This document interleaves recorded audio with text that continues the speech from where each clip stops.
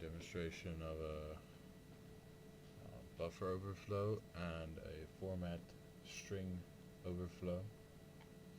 So these are two vulnerabilities that you can find in C++ code. So this is just a basic password password checker that I made in C using gets, and the problem is I set 16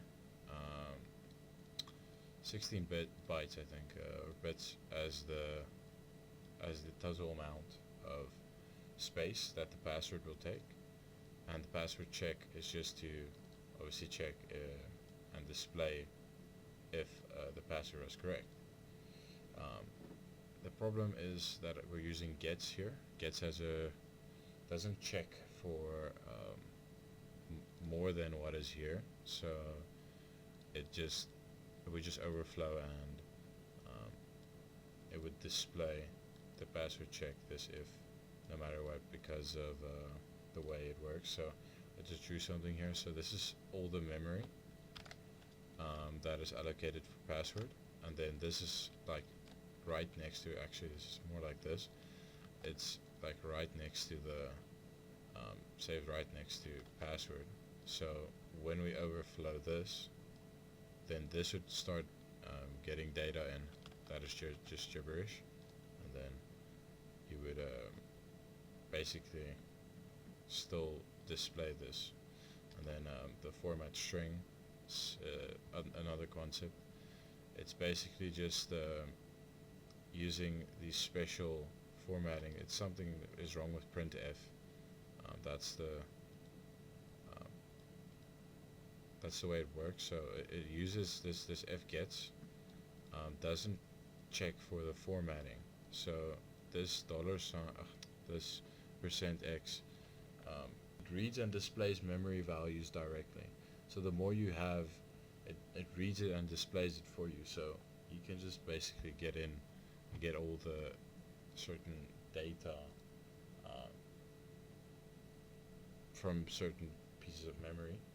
And then also the %s, %s, this would crash when you run it, because it basically just reads invalid addresses as a string, as string pointers. So just trying it out. So let's say you're doing just a normal password, then it would say you fail.